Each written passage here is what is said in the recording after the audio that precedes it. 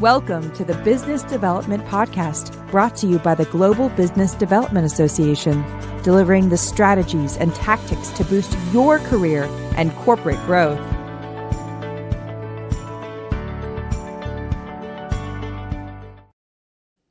Welcome, everyone, to the Global Business Development Association's podcast called What is Business Development? And today we have a special guest, Gary Anzalone, and a little bit about Gary's background. Now listen, if you want curated New York City connections, introductions, and business opportunities, you want to talk to Gary. Now, Gary is one of the business development leaders in the New York City area. He is managing principal of Razor Consulting. It was founded on the strength of 35-year-old commitment to quality New York City connections. Gary's integrity and trust ensures high-level introductions to foster the growth of new relationships. His clients are strategically introduced to individuals who are powerful influencers and decision makers. Gary owns the New York City market with a vast and high-quality network to serve his clients and partners. And he operates between marketing and sales to tee up the right opportunities for closing deals. He is like a human search engine, matching clients with only the people who have the need and want to meet. Random meet and greet introductions are not his model. His peers view him as the ultimate New York City connector, mentor, and leader. Gary's leadership roles included CEO of CEO Clubs of New York, president of IFMA New York City, and chair of USGBC. He is currently a board member of ISM, and Gary is respected and very well liked by his peers. And I'll also say that Gary is the founder and president of Business Development Professionals, otherwise called BDPros. It's a community of people that are dedicated to careers in business development. They are passionate about learning and sharing best practices that will help them grow, as well as shape how business gets done in the industries they work in. Their members seek to challenge and improve themselves by sharing their successes and greatest challenges. Gary Anzalone, welcome to the show. Thanks, Tony. I'm happy to be here for you. Well, Gary, it's been a long time coming. I've been a huge admirer of the work that you've done with BDPros, and it's just fascinating what you've done with that organization. But first, before we jump into BDPros, let's talk a little bit about how you jumped into the business development profession. Well, I've always been very interested in learning about people and having deeper connections. And so I guess from the very onset of meeting people, I would always record information about them so I could bring that back. So every one of my 10,000 plus contacts, I know when I met them, where I met them, who introduced me, what were the circumstances, and then anything else they would remind me. So it's kind of a game that some people play with me is when did we meet? And I'll give them the exact date. And sometimes maybe even if it was a breakfast or a lunch or whatever the circumstances were. But it helps to personalize a volume of names and numbers and things that that is a database that is meaningless unless you can really make a connection from it.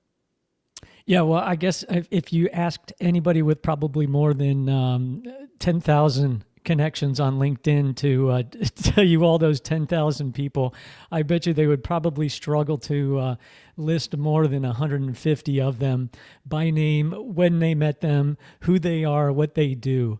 I'm probably guilty of that myself with a couple of thousand folks that I know I connected with them, and they're wonderful people. But if you asked me when I met them, I wouldn't be able to do that. So Gary, hats off to you. That's the great sign of a business developer that really builds those relationships based on value, and the fact that you go the extra effort to really memorize about those individuals, the key aspects of when you met them and whatnot. I think they say, the most valuable asset anybody owns is their name.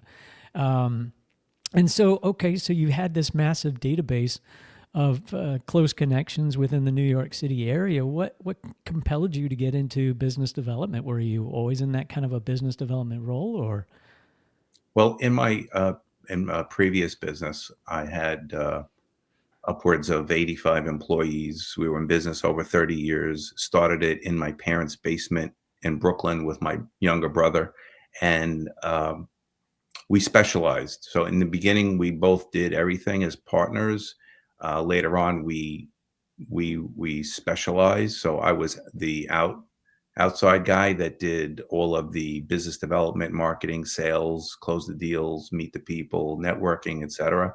And my brother stayed in. He was an operations guy, and he stayed in his lane, and I stayed in my lane. When I decided after that time, over 30 years, to sell my half and move on, the one thing that I connected with most was all those people that I know and all my relationships, and that is what really made it clear vision for me to be in business development and stay in that the most. I like the competition. I can do the sales and the marketing and that sort, but I'm really very focused on the business development aspects. Yeah, well, I love the fact that you draw a clear line of differentiation between marketing, sales, and business development. They are not the same. Ask any business developer, they will tell you that, or certainly ask any BD pro, and they'll tell you that.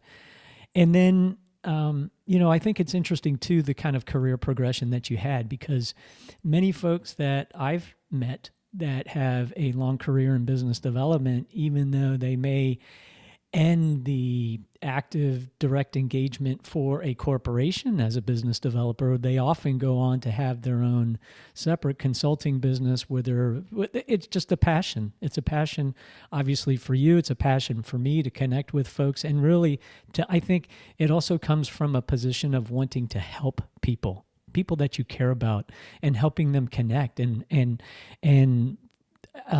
receive value for those connections. And so I think that's a lifelong passion, and it is for me. It's obviously for you, so it's great to see that kind of career progression. And I guess that kind of led you into the formation of BD Pros. Is that right? Yes, it actually. I've always coached and mentored people in the industry. Some of them older than me, many of them younger than me, and I saw that there was a big gap. That even if you know what you're doing as someone that is a professional business developer, the person that hires you doesn't necessarily understand.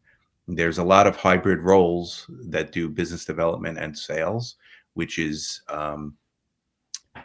which can be good for some smaller companies. But if you really, I tell my potential clients, if they can only afford business development or sales, they better have sales because they need to close deals to stay alive. And if it's that kind of a pace, but if you can support business development, you're going to have a much stronger pipeline and a much stronger entree into opportunities and jobs because and projects, because those are the people that don't only look at numbers, they look at how well do you know someone. It's common that you're the highest bid and you can win a project, or the lowest bid and not win a project, just because of a relationship and an expectation. And this project is too important to give it to just any low bid number. Let's call so and so, who we know has done really great track record for us in the past. Let's do that. So with the understanding of the nuances and the differences between business development and sales, and trying to help folks, I came up with the notion that instead of hitting one or two people at a time, I can try to affect much bigger change.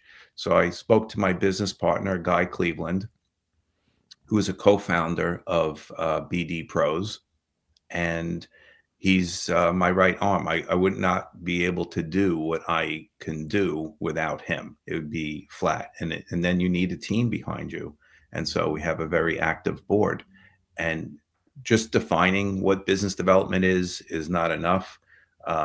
You really have to focus in on the challenges and the strategies. And what I like to say is, when we have a networking event at BD Pros, that is the tip of the iceberg. People get to see that little peak out there that people are networking, and it's a little free flow, different people chatting it up. But that does not mean you're doing business development. That is handing out business cards and getting cards is just is just the first step. It's barely a step because so many people do it and don't even realize what the point is. So if you go into a networking event, you don't have a strategy, you don't have a focus, chances are you're not going to really come out benefiting.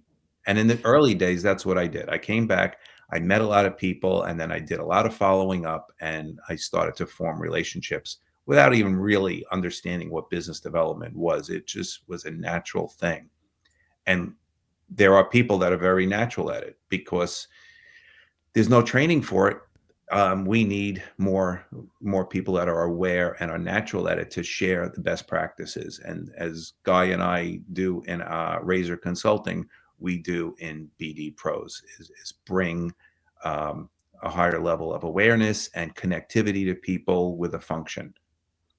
Yeah, so many great things you said there, Gary. If I could unpack a couple of those, I love how you said that when you engage folks that have maybe a startup or their business is still relatively new in the early phase, pre-growth, I would say, and maybe heading into the growth phase, is advocating that they bring on a full spectrum business developer, or otherwise called a full cycle business developer, somebody that knows how to do business development, but they also know how to close deals. They know how to do sales, which is the conversion process that we talk about in the business development body of knowledge. And so, and we talk about those different growth phases and when and what type of business developers should be brought into the business. And so I really like what you said there. That resonates with me because I often tell companies that are in that same stage,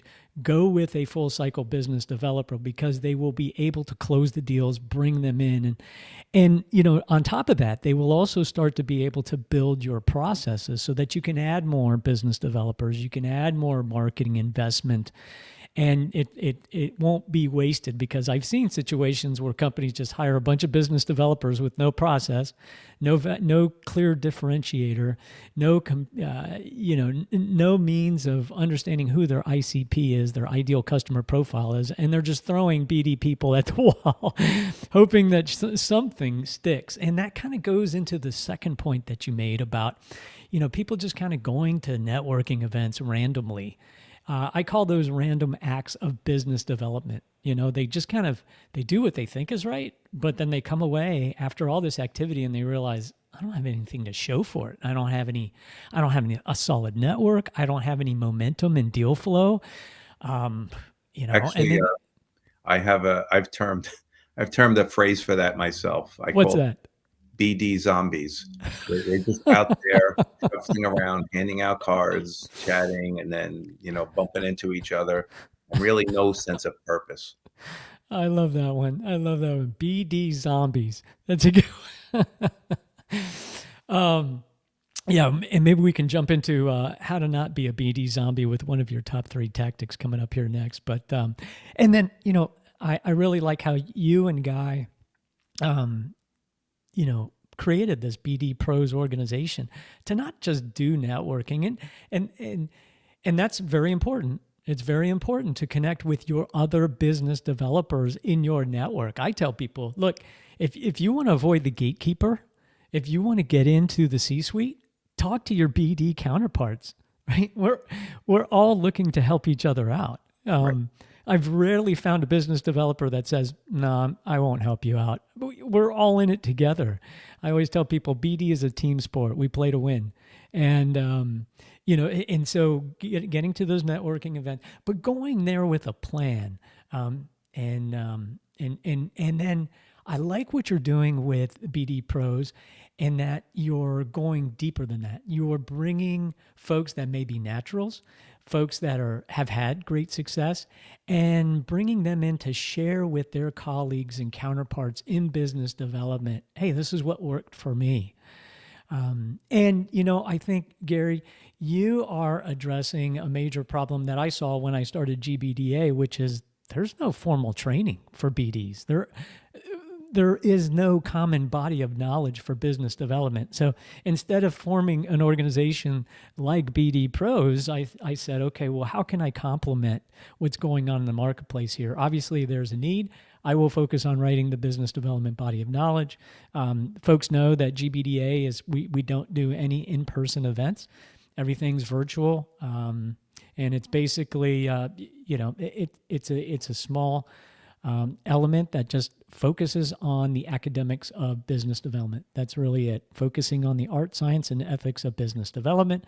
And then I always advocate that people join their local business development organizations. And I have to say that BDPros was really at the forefront in the early days. I know there's NBDA, National Business Development Association. I think they started in 2012, but I think you, Gary, and Guy, you really captured the real need out there in the marketplace, particularly in New York City. You also have a chapter in Boston and Miami, if I'm not mistaken. Is that correct? Those are fledgling. We have interest, and managing that's a little bit out of our depth at the moment. But I just brought someone along on my board to handle chapter development. So I expect those things will start to move. Oh, that's great. That's great. And I'm sure the folks in Miami and Boston can't wait to really get involved with those. I've not been to one of your events, but I've followed a lot of your activities on LinkedIn. They look like such fantastic events. The venues look amazing. Just seeing some of the New York City skyline in the background, I think, wow, these are really nicely done events, and they look like they're pretty well attended as well. How many folks do you typically have show up to the events? It depends on the type of event. If we have a networking breakfast, which we have every month, we can have between 20 and 30 people in that range, which is nice because it's intimate. We have a very particular structure on how we network. And as someone grounded in business development, we don't start the conversation with, here's where I work and this is what a good lead is for me. We start with something that is, excuse me, something that's really to your core. What is your hobby? What is your interest? Is it music? Is it sports? Is it pets? Or whatever you might have that is important to you. Talk about that.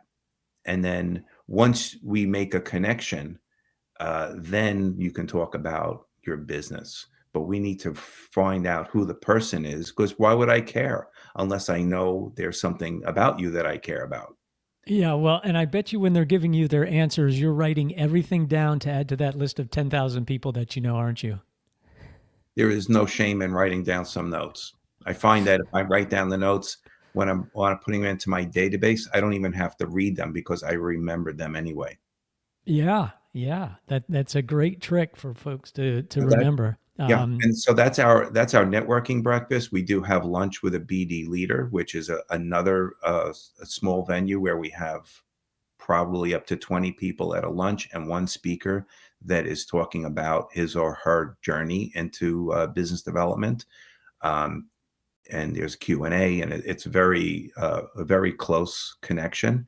The other events we have, I think you've seen some videos of our panel discussions where we get 100 or more people at those events, and we've had speakers from major institutions talk about business development.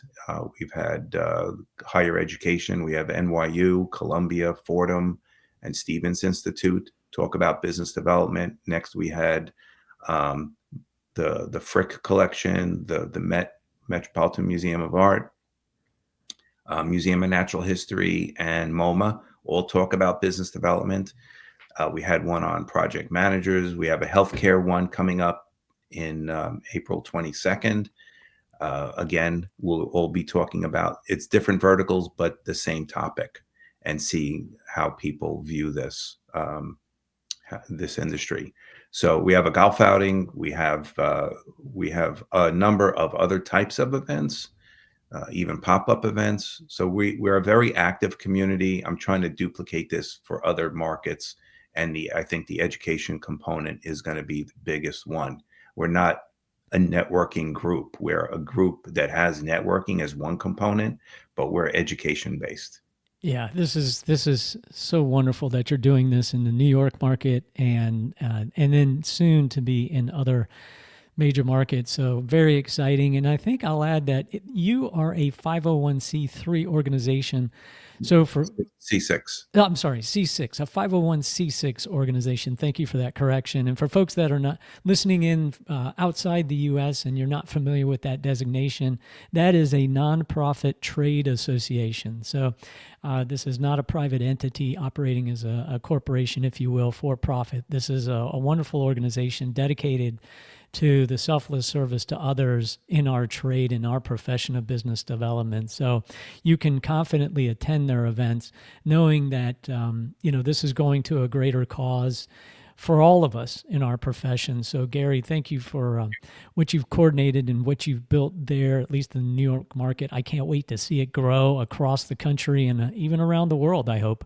But if we can, Gary, I know we have about 10 minutes left, and I always like to ask guests, what are their top 3 business development tactics? I'm sure you have a lot that you know and that you share with folks on a regular basis in BDPros, but it's going to be difficult, I bet, for you to pick the top 3 and just 3. But can we talk about your top number 1 tactic? What do you like?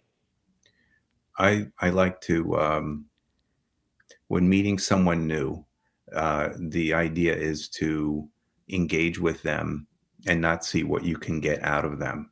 And that new person is seldom the person that's going to buy from you.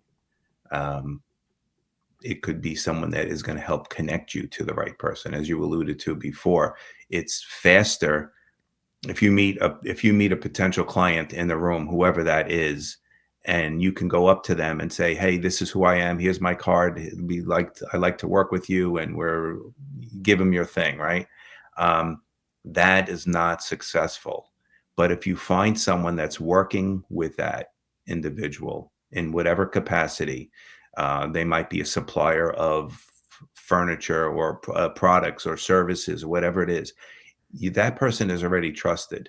If you can work with that person to get introduced, you've leveraged that other person for your benefit, because they already have trust. They can be, you can go to lunch with them probably in a week versus pursuing someone for years before they see that you're not going away, and they'll give you a try. So I like to build trust and look at who I'm talking to.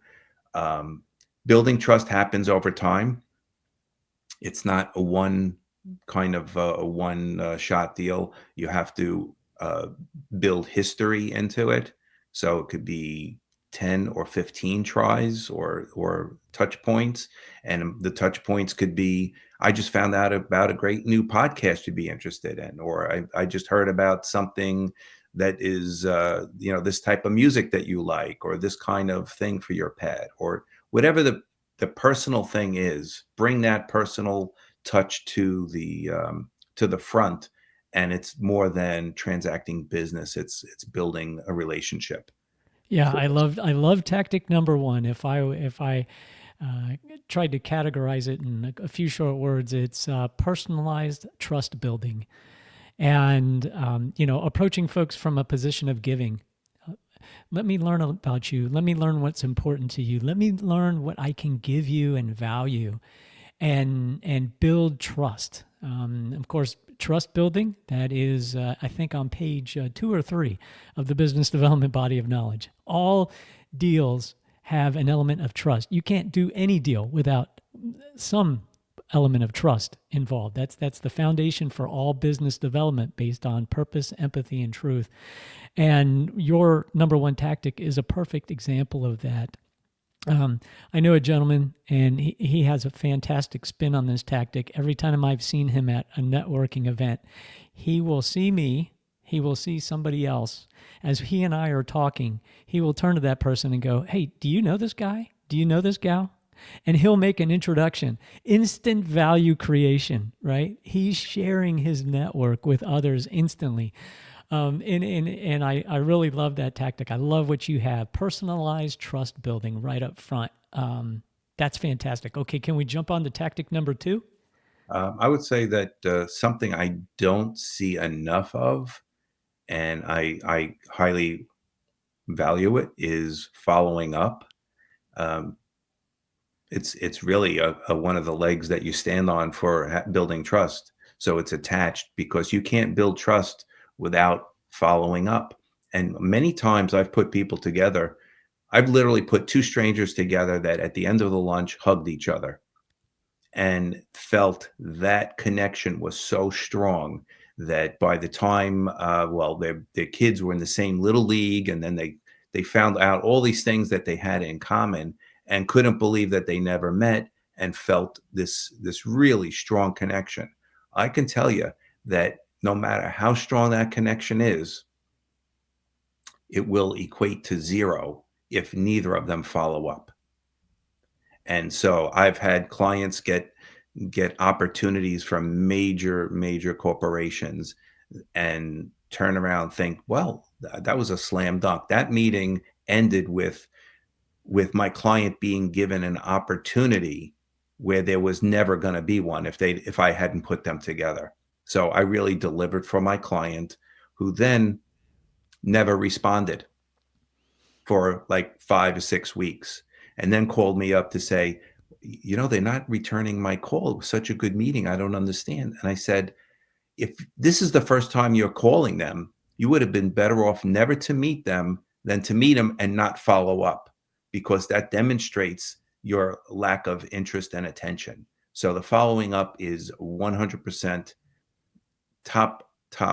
It really, if you don't do that, no matter what you start with, you're not getting anything. Yeah, that is fantastic, because it really plays off of that trust building, doesn't it? And actually they ran a study at one point, and they found that if people met certain conditions like delivering a project or following up or keeping a commitment, when you follow up, that's basically keeping a commitment. It activates the brain's ventral tegmental area, the VTA reward centers, and it sends dopamine to the limbic system. And that dopamine, that's a neurochemical that motivates or propels people toward a particular person or purpose. And so, as I said, trust building is all about building purpose, empathy, and truth. So if you follow up and deliver on that promise, you said you were going to follow up. Why didn't you? That's absolutely critical in the trust building process. So love that one. Okay, you're on a roll here, Gary. Let's bring it home with tactic number 3, please. So as far as the building relationships and finding the opportunities, I think that has to be mapped out in advance so that the strategies, where you're going with all of this information that you're gathering. And it's great. A friend of mine once said when he started networking, after 6 months, he was every meal, at breakfast, lunch, and dinner, everything was coffee in between. He had friends all over the place, and he realized that he wasn't getting any business, but he had a lot of friends. So I think that you could take too much of a good thing and not have it actionable. That you also have this understanding that it's not just building relationships. There's a point to it, and while you're paid in business development, if it's a strict role of business development versus sales is primarily a commission compensation, and business development is salary based. There's a reason for that. You're delivering two different things that take two different amounts of time, and you shouldn't measure one on the others. You shouldn't take a sales metric and put it on business development, because essentially their timing is very different. Their deliverables are very different. So I think Oh strategy boy. is really Oh a big boy. part of it. That's a very controversial position. I agree with you that on that one, Gary. The KPIs are completely different for business development and sales. They're two different functions. But I Unless they're like, hybrid roles. If it's a hybrid role, then you're going to muddy the waters and anything goes, but there's still got to be a way to measure it and to know if you're successful. yeah. So tell me then, what's the secret that you have when somebody builds their network? They follow tactics 1 and 2. They're great at, they're great at the trust building, personalization. They're great at the follow ups. But then they find, wow, I have a great network, but I'm not generating any revenue out of this. My sales team, I'm not getting any good solid leads out of this. What do you recommend to folks to just kind of, um, um, kind of capitalize, harvest their network and move deals forward into the sales conversion phase? There's definitely a handoff from one to the other. And even if it's one person doing it, there's a conversion of the conversations from one to the other. But in my circles, there are many people that do one or the other, and they're all in the same room. And then there's a certain percentage that do both. And I think that without without having a strategy, and what I do at Razor really quickly is I start off with an assessment. So my potential client will fill out an assessment so I can create an alignment of what their goals are and where they want to be. From that assessment, step 2 is a roadmap, and I'll give them the names of the companies and the titles of the people of who I can introduce them to shorten their cycles. If that looks good, then we go to step 3 is a retainer agreement. Um, but I would say that even if you're working for a company, there's no reason why you shouldn't do an alignment and a roadmap anyway. Even though you're not an independent, you're working for them. You want to know. Too many times I've seen someone just get let go at the cusp of a big project happening because they didn't understand the timing. The people that were running the show didn't understand. And then even with Razor Consulting, we hear plenty of times that after the engagement is done, that our past clients are getting work from the introductions we gave them. Happens all the time. It's unfortunate, but they maybe they will get it the next time or the time after. But I think there's really a lot of gaps in the system. We're trying to change that with BDPros. Yeah, well, Gary, I love all three tactics. If I may summarize, how to avoid becoming a BD zombie. Tactic number 1 is personalized that trust building process. Learn about the individual, what's important to them, what are their intrinsic needs, what are their extrinsic needs, who are they, and then how can you deliver value to them. And then I think tactic number 2 is follow up. You gave them a commitment, you would deliver value. You need to be able to trigger that dopamine of delivering on the goods and showing them that you are trustworthy. Demonstrate that, give them the value. And then the third and final thing is once you build this community, this valuable community of folks that clearly have need, they are value based, then being able to understand their timelines, their needs timelines may not correspond with your company's needs and timelines, but understanding their needs and timelines, and then engaging them in such a way that brings them to the table of, okay, you have a need, we have value, let's do this deal. And so, did I characterize everything in your top 3 tactics properly, Gary? Yep. Yeah, well, that's Good. Gary. I think those top 3 tactics are great. Again, folks, if you want to avoid becoming a BD zombie, then take these top 3 tactics to heart. And if you want to do networking with a great group of folks and you want to learn, more importantly, you want to learn from your colleagues face to face and from leaders in our community as business developers, go visit and participate and join BDPros, great organization in New York City. Again, it's a 501c6 trade association nonprofit, growing quickly into Boston and Miami. So if you're down in beautiful, warm, sunny Miami right now, get off the beach and get into a room with your fellow BD pros and enjoy networking together, growing together, and learning from each other. Gary Anzalone, thank you so much for what you do for our profession, advancing the art, science, and ethics of business development.